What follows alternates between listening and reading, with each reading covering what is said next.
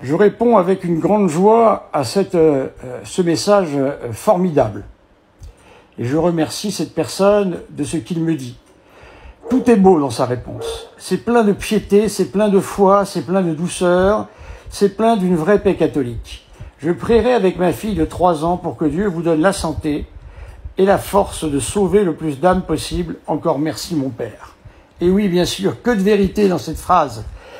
Nous sommes prêtres non pas pour nous, bien sûr, nous sommes prêtres pour amener le plus d'âmes possible à Jésus-Christ.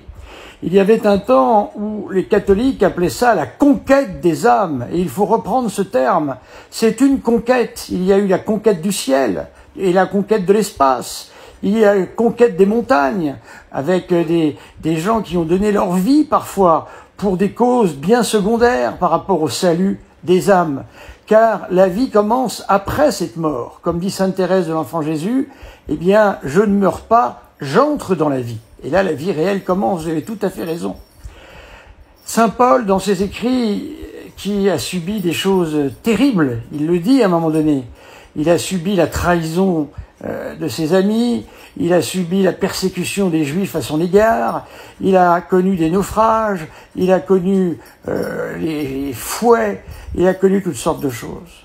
Mais tout ce que nous pouvons connaître de dur, dès lors que nous entendons un catholique parler comme vous, venir vers nous prêtres et nous dire « Merci pour ce que vous faites, je vais prier pour vous avec ma petite fille, je sais que vous sauvez des âmes. » Eh bien voilà, tout est oublié. Et Saint Paul disait la même chose. Le prêtre catholique sait qu'il a une vie difficile. Il monte sur la croix le jour de son ordination. Il devient celui qui va devoir aller chercher des âmes, aux portes de l'enfer même parfois.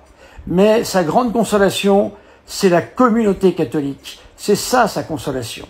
Votre message, mon cher ami, me console de 250 messages d'insultes ou de mauvaise aloi ou de mauvaise foi d'évangéliques. Voilà, tout ça est passé grâce à vous. Vous avez, vous autres catholiques, entre vos mains, un baume précieux. Ce baume précieux, c'est celui qui guérit les blessures des prêtres. Des prêtres qui subissent parfois des avanies ou pire que ça, des persécutions à travers le monde. Mais vos paroles, vos prières, vos paroles d'encouragement sont un baume précieux que vous mettez sur notre tête. Alors je vous remercie 1000 fois pour votre message.